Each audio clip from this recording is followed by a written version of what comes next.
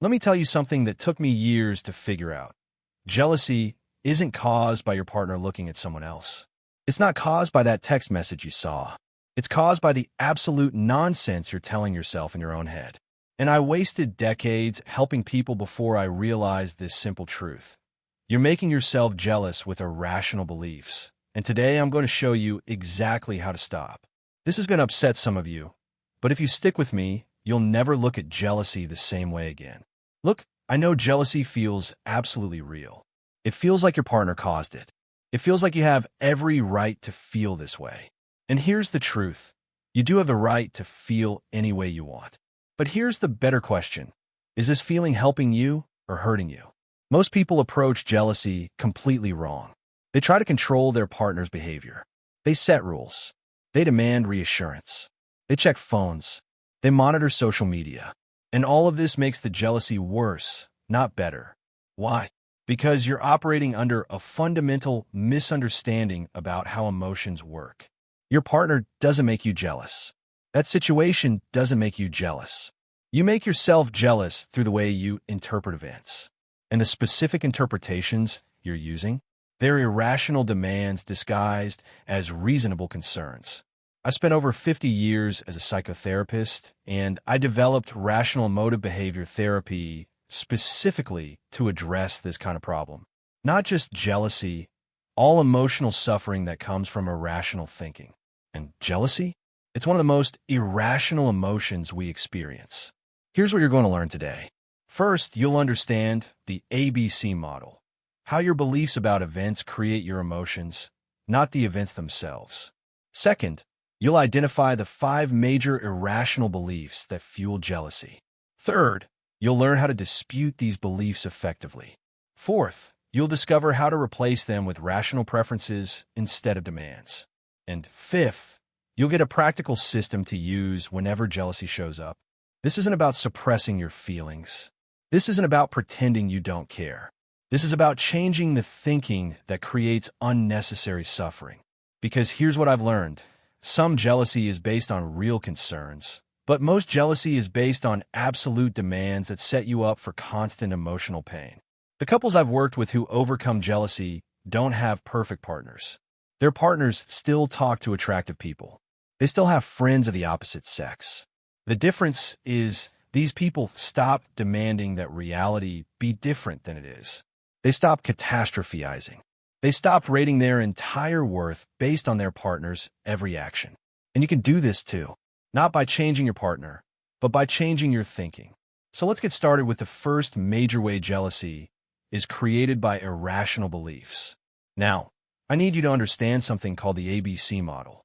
This is the foundation of everything we're going to talk about today. And once you see it, you can't unsee it. A stands for activating event. B stands for belief. And C stands for emotional consequence. Here's how most people think emotions work. Something happens. That's the activating event. Your partner smiles at someone attractive. Your partner gets a text and doesn't show you who it's from. Your partner mentions a coworker's name for the 3rd time this week. That's the A. And then immediately you feel jealous. That's C, the emotional consequence. So most people think it causes C. The event causes the emotion. Your partner's behavior made you jealous. That's what almost everyone believes. But that's completely wrong. And this misunderstanding is why you're stuck in jealousy. Because if it causes C, if the event causes the emotion, then the only way to change your emotion is to change the event, which means controlling your partner, making rules, monitoring their behavior, eliminating any situation that might trigger your jealousy. And that's a nightmare for everyone involved. Here's what actually happens. A, the activating event doesn't directly cause C, the emotional consequence. There's a B in the middle. B is your belief about the event. And it's your belief that creates your emotion, not the event itself. Let me give you an example. Your partner laughs at someone else's joke at a party. That's A, the activating event.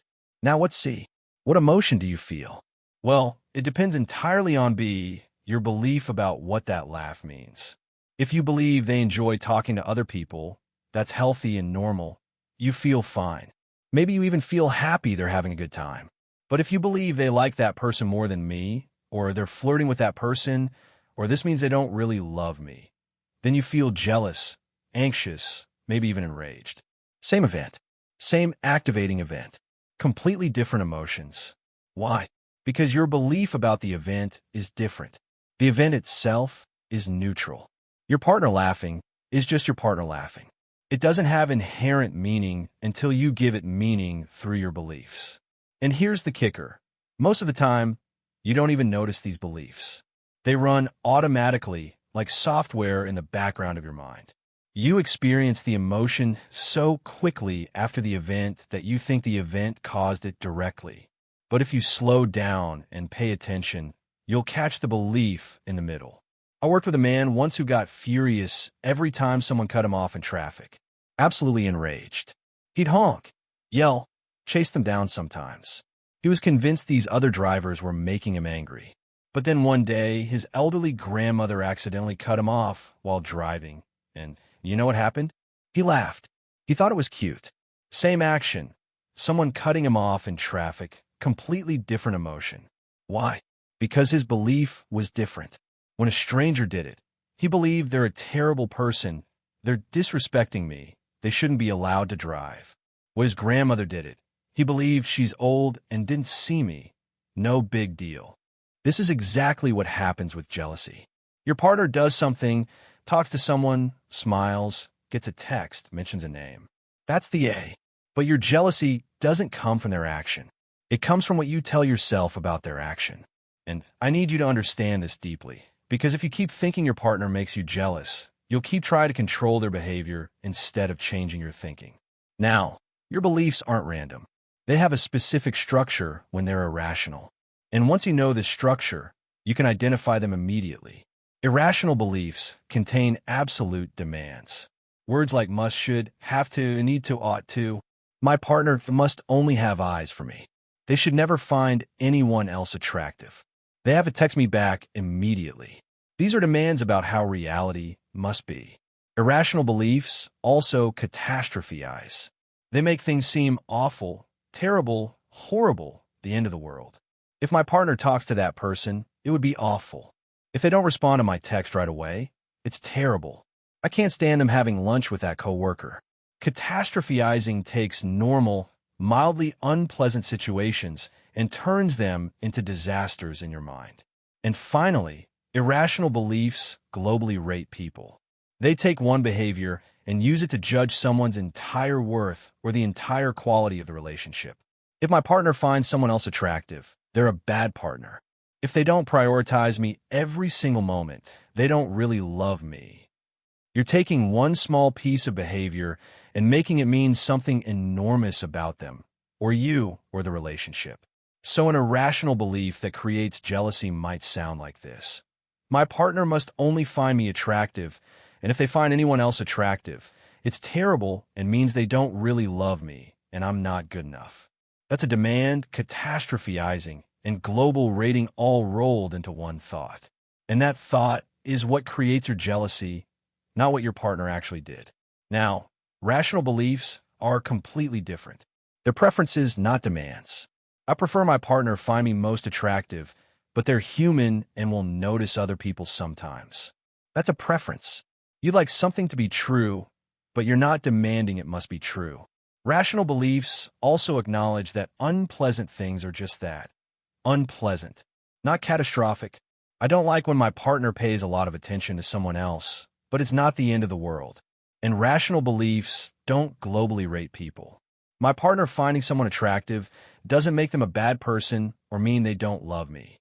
The first step in overcoming jealousy is catching yourself in the middle of that B. When you feel jealous, stop and ask yourself, what am I telling myself right now? What belief is running through my head? Most people never do this. They go straight from A to C, from event to emotion, and miss the entire belief in the middle. But once you start noticing your beliefs, everything changes. Now that you understand the ABC model, let's look at the first major irrational belief that creates jealousy. And I'm telling you, this one is so common that almost everyone I've ever worked with has some version of it running in the background. When you see it clearly, you'll be shocked at how much unnecessary pain it causes you. The first irrational belief is the demand for absolute devotion. You're demanding that your partner must only have eyes for you. They must never find anyone else attractive. They must never notice anyone else's appearance or qualities. They must think about you and only you at all times. This is an absolute demand, and absolute demands set you up for constant disappointment because reality simply doesn't work that way. Let me tell you why this demand is irrational. Human beings are biologically wired to notice attractive people. It's built into us. Your partner noticing someone as attractive is about as controllable as noticing when food smells good. It's an automatic response. And your partner finding someone else attractive doesn't reduce their attraction to you. Attraction isn't a limited resource that runs out if you use it on multiple people. Think about it this way. You probably find multiple people attractive, right?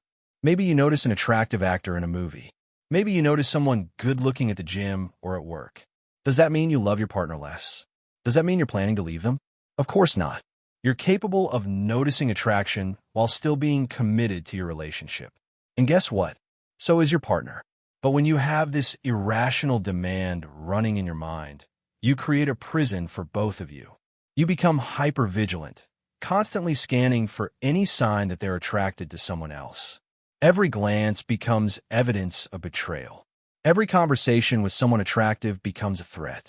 You interpret completely neutral behaviors as signs they're losing interest in you.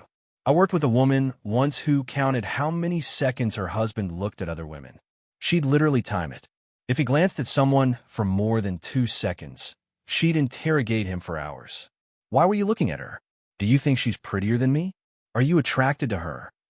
And her husband would try to reassure her, but nothing worked because the problem wasn't his behavior. The problem was her irrational demand that he must never, under any circumstances, notice another woman's appearance. This demand creates constant anxiety, not because your partner is doing anything wrong, but because you've set an impossible standard. You're demanding they stop being human. And every time they inevitably fail to meet this impossible standard, your anxiety and jealousy spike. Now, let me show you the difference between a preference and a demand, because this distinction is crucial. A preference sounds like this: I'd really like to be the primary person my partner is attracted to. That's important to me, and I want to be with someone who prioritizes me. That's reasonable. That's a preference. You're expressing what you want, but you're not demanding that reality must bend to your will. A demand sounds like this: my partner must only be attracted to me, and if they're not, it's catastrophic and means the relationship is doomed. See the difference? With a preference, you can be disappointed if things don't go your way, but you don't fall apart emotionally. With a demand, any deviation from your standard creates extreme emotional disturbance. Preferences allow room for reality. They acknowledge that your partner is a separate human being with their own thoughts and feelings and automatic responses. Demands fight against reality constantly, and fighting against reality is a losing battle that creates nothing but suffering. So how do you dispute this irrational belief? How do you change it? You start by asking yourself questions. Where's the evidence that my partner must only be attracted to me? Where's the law of the universe that says this must be true? The answer is there isn't one. You prefer it, sure, but there's no evidence it must be true. Then ask yourself, does my partner finding someone else attractive actually mean they love me less? Really think about this. Has there ever been a time you found someone else attractive while still loving your partner? If you have, then you know attraction to others doesn't reduce love for your partner. So why would it be different for them? And here's a tough one. Am I only attracted to my partner and absolutely no one else? Be honest. If the answer is no, and it almost always is, then you're holding your partner to a standard you don't even hold yourself to. That's a double standard, and it's unfair. Finally, ask yourself, is this belief helping my relationship or hurting it? When you demand your partner never notice anyone else, what happens? You become controlling. They feel suffocated. Trust erodes. The relationship becomes strained. So even if you think this demand is justified, it's destroying the very thing you're trying to protect. The rational replacement sounds like this: I prefer my partner's primary romantic and sexual focus beyond me, and I can handle them being human and noticing other people exist. Their noticing someone else doesn't threaten our relationship unless they act on it inappropriately, and I can trust them to maintain appropriate boundaries. That's rational. That's a preference. That's something you can live with without constant anxiety. That first belief is about what you demand from your partner. But this next irrational belief is even more insidious because it's about what you demand from yourself. And it creates a vicious cycle that makes jealousy worse and worse over time. The second major irrational belief is rating your entire worth as a person based on your partner's behavior. You measure your value through their actions. If they pay attention to you, you feel valuable. If they pay attention to someone else, you feel worthless. This is what I call global rating of human worth, and it's one of the most destructive thinking patterns you can have. Here's the error you're making. You cannot rate a human being's total worth based on one aspect of their life. You're not your relationship status. You're not defined by whether your partner looks at you or looks at someone else. Your value as a human being doesn't increase when your partner focuses on you and decrease when they don't. But when you have this irrational belief, that's exactly what happens in your mind. Let me tell you how this creates the jealousy spiral. Your partner talks to someone attractive at a party. You immediately think, I'm not good enough. If I were good enough, they wouldn't be interested in talking to that person. So you feel jealous and insecure. But your insecurity makes you act clingy or controlling. Maybe you interrupt the conversation. Maybe you're cold to your partner afterward. Maybe you interrogate them on the drive home. Now your partner feels suffocated. They pull away slightly because they need space from your intensity. And what do you think when they pull away? I knew it. I'm not enough. They're losing interest in me. So your jealousy and insecurity get worse. You become more clingy or more controlling. They pull away more. And the cycle continues until either you work through it or the relationship ends. This becomes a self-fulfilling prophecy. Your belief that you're not good enough creates behavior that pushes your partner away, which then seems to prove your belief was correct all along. But the original belief was irrational from the start. I worked with a man who felt completely worthless whenever his wife complimented another man. Completely worthless. If she said, that guy gave a good presentation at work, he'd spiral into depression for days. Why? Because in his mind, her noticing anything positive about another man meant he himself had no value. He'd think, if I were truly valuable, she wouldn't even notice other men's qualities. But here's what I helped him see. His wife also complimented women all the time. She'd say, my friend gave great advice, or my coworker did amazing work on that project. Did those compliments mean the wife thought the man was worthless? Of course not. She was just acknowledging other people's qualities, which is a normal human thing to do. But because he had this irrational belief that his worth was determined by her exclusive focus on him, he interpreted her normal behavior as evidence of his inadequacy. The rational alternative is something I call unconditional self-acceptance. This doesn't mean you think you're perfect. It means you accept yourself as a fallible human being without globally rating your worth. You have qualities you like and qualities you'd like to improve. But your worth as a person isn't determined by any single quality or by how your partner responds to you. Here's what unconditional self-acceptance sounds like. I have strengths and weaknesses like every human being.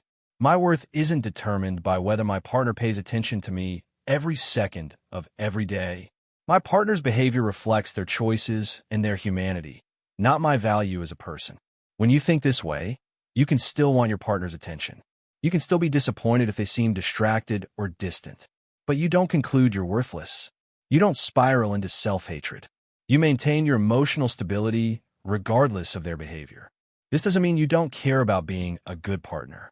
You can absolutely work on improving yourself and strengthening your relationship. But your emotional stability doesn't depend on constant external validation. You're not riding an emotional roller coaster that goes up when your partner focuses on you and down when they don't. So how do you dispute this belief? When you catch yourself thinking, I'm not enough, or I'm not valuable, stop and ask, not enough for what? And says who? Usually you can't give a good answer to these questions because the belief isn't based on logic. It's based on an irrational demand that you must be perfect or must be the only person your partner ever notices. Then ask yourself, did my partner finding someone else attractive actually make me a worthless person? Really? Think about it. You're a complex human being with thousands of qualities, experiences, relationships, talents, and characteristics. How could one person's momentary attention to someone else erase all of that and make you worthless? It doesn't make sense when you actually examine it. Here's another good question.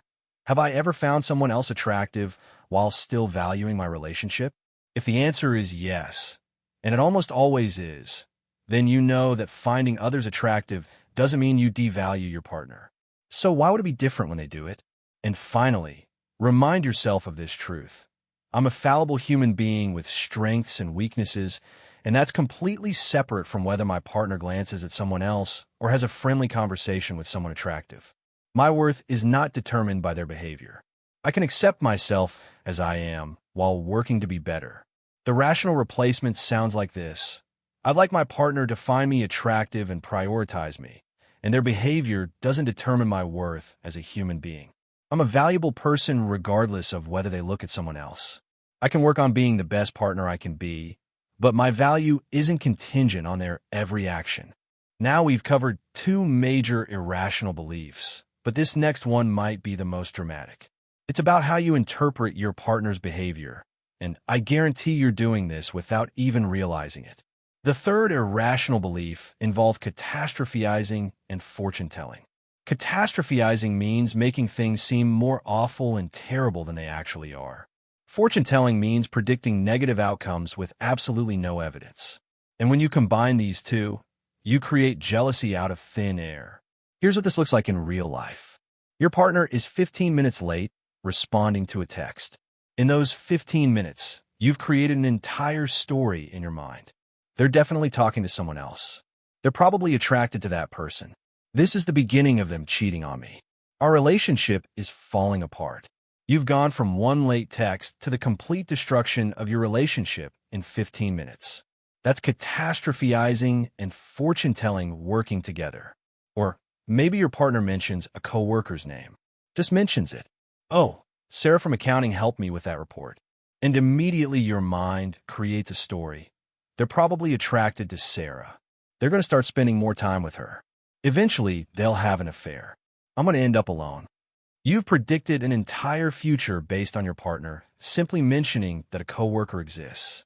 Let me be very clear about what catastrophe actually means.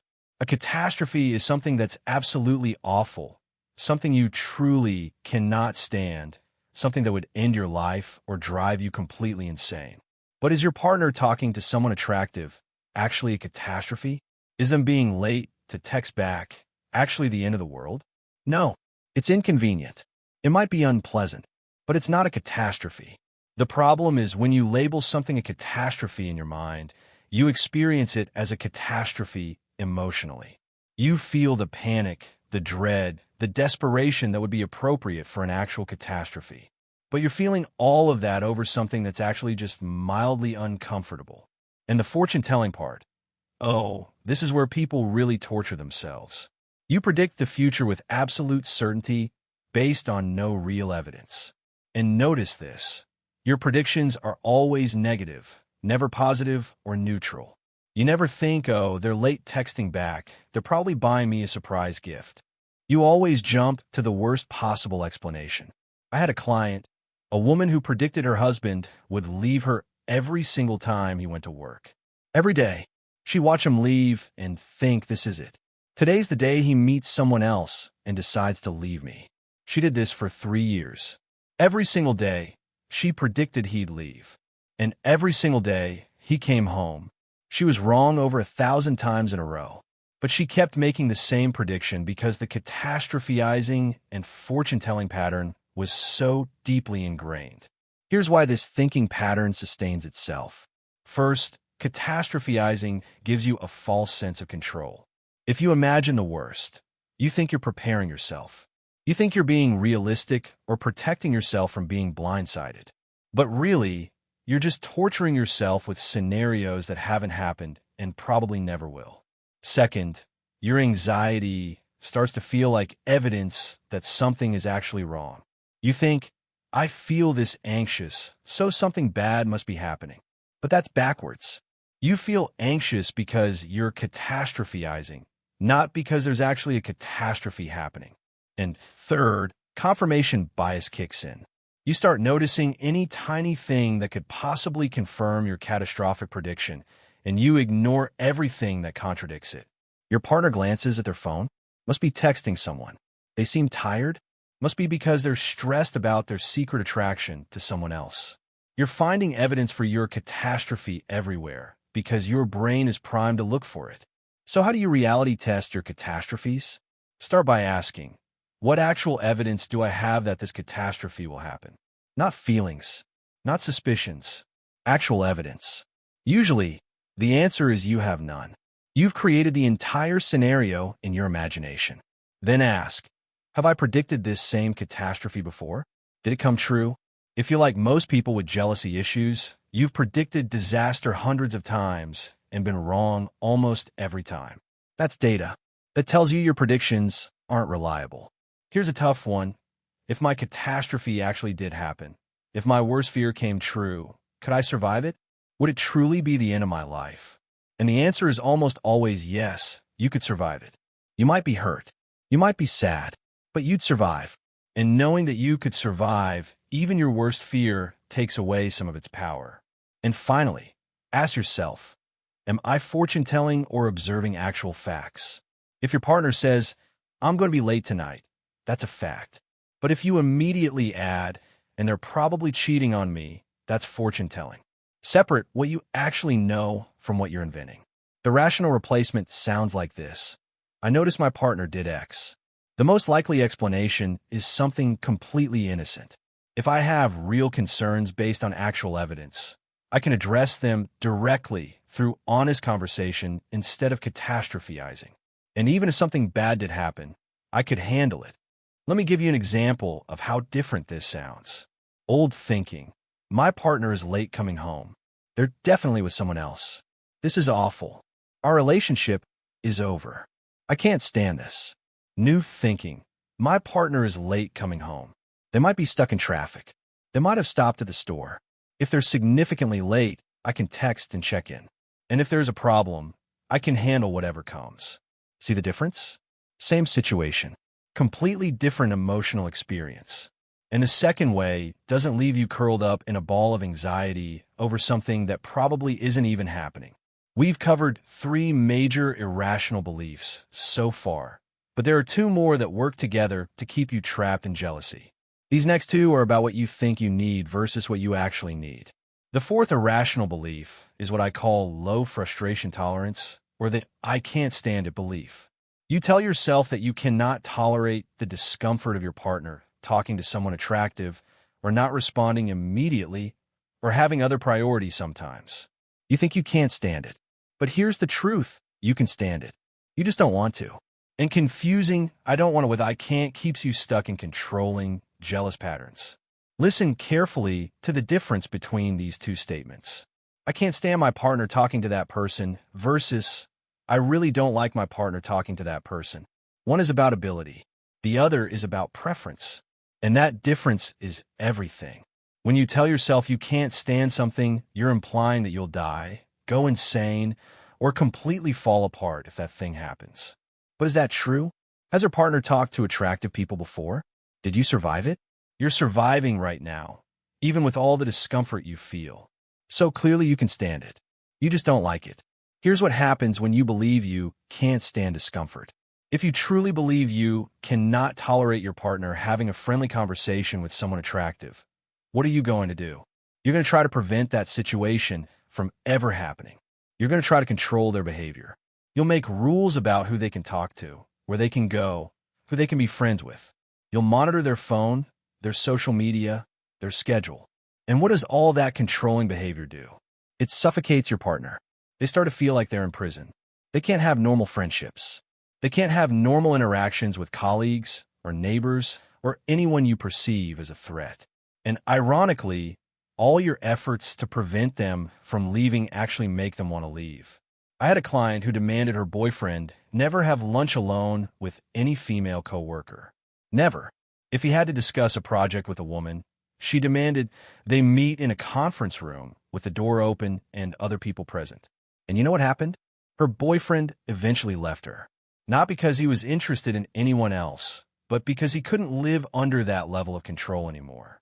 The cost of low frustration tolerance is enormous. First, you never build confidence in your ability to handle difficult emotions. Every time you avoid discomfort or try to control situations to prevent discomfort, you reinforce the belief that you can't handle it. You never prove to yourself that you're stronger than you think. Second, your world shrinks. You start avoiding situations that might trigger discomfort. You don't go to parties where attractive people might be. You don't want your partner to have certain friendships. Your relationship becomes smaller and smaller as you try to eliminate all possible sources of jealousy. Third, your partner loses their freedom. They can't live a normal life. They're walking on eggshells, always worried about triggering your jealousy. That's not a relationship. That's a prison. And fourth, you miss opportunities for growth. Every time you experience discomfort and get through it, you become emotionally stronger. But if you're constantly avoiding discomfort, you never grow. You stay stuck in the same patterns. So how do you build frustration tolerance? You start by acknowledging the discomfort instead of denying it. Yes, I feel uncomfortable when my partner talks to that person. I notice the discomfort. I don't like it. Just naming it helps. Then you separate the feeling from the facts. I feel very uncomfortable right now, but that doesn't mean I can't tolerate this feeling. Feelings pass. I've tolerated uncomfortable feelings before and survived. Reality, test yourself. Have I felt jealous before? Did I survive it? Did the world end? Did I go insane? The answer is always no. You survived, which proves you can tolerate the discomfort even though you don't like it. And here's the key. You expose yourself gradually to the discomfort without trying to control the situation. Your partner goes out with friends. You feel uncomfortable. But instead of texting them 10 times or demanding they come home early, you sit with the discomfort. You let be there, and you discover that you can tolerate it. The discomfort doesn't kill you. It doesn't even last as long as you thought it would. The rational replacement sounds like this. I don't like this feeling of discomfort when my partner talks to attractive people, but I can absolutely stand it. I've tolerated uncomfortable feelings before. This feeling will pass, and I don't need to control the situation to make it go away faster. I'm strong enough to handle temporary discomfort. Let me tell you what happens when you actually practice this. The first few times, it's hard. Really hard. You feel the discomfort, and everything in you wants to control the situation to make it stop. But you resist that urge. You sit with it, and you know what you discover? The discomfort peaks, and then it passes. Just like every other emotion, it's temporary. And the more you practice tolerating discomfort, the less intense it becomes. Your brain starts to learn that this situation isn't actually dangerous. You're not going to die from your partner having a normal conversation with someone. Your brain recalibrates, and the jealousy becomes less frequent and less intense. That brings us to the fifth and final irrational belief that fuels jealousy. This one ties everything together, and once you understand it, you'll see jealousy in a completely new way. The fifth irrational belief is the demand for certainty and control. You want to know for absolutely certain that your partner will never leave, never be attracted to anyone else, never hurt you.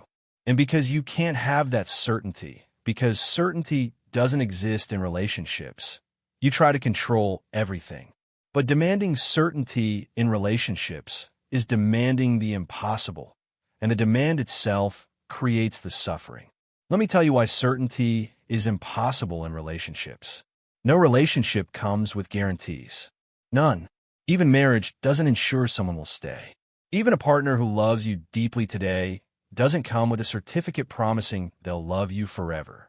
Attraction changes. Feelings evolve. Circumstances shift. People grow, and sometimes they grow apart. Your partner is a separate human being with free will and their own thoughts and feelings and choices. You cannot control their thoughts. You cannot force them to love you.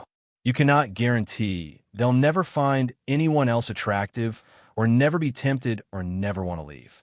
And trying to achieve that level of certainty is like trying to hold water in your hands. The tighter you grip, the more it slips away. Here's what the certainty demand looks like in practice. You check their phone because you're trying to eliminate uncertainty. You want to know for certain they're not talking to anyone inappropriate. You interrogate them about their day for the same reason. You need to know exactly where they were, who they talked to, what was said. You create rules about who they can see and where they can go. You need constant reassurance that they love you and won't leave. All of this controlling behavior is an attempt to achieve certainty, but never works. Why? Because no amount of control actually creates certainty. You could monitor their every move and still not be certain about their internal thoughts and feelings. You could get reassurance 100 times a day and still not be certain they'll feel the same way tomorrow. And here's the paradox. The more you try to control your partner to gain certainty, the less authentic the relationship becomes. Think about it. If you force someone to tell you they love you, does that feel the same as them telling you spontaneously? If you monitor their every interaction to prevent them from being attracted to anyone else, does their fidelity mean anything? You can't force genuine love. You can't force authentic commitment. I worked with a man who demanded his wife account for every single minute of her day. If she went to the grocery store, he needed to know which aisle she went down and how long she spent in each one. If she was 10 minutes late coming home, he'd call and demand to know where she was. He thought all this control was protecting the relationship. But you know what happened? His wife left him. Not because she was interested in anyone else, but because she felt like she was living with a jailer, not a partner. Here's what you need to understand. True security doesn't come from controlling your partner. True security comes from accepting uncertainty and trusting yourself to handle whatever happens.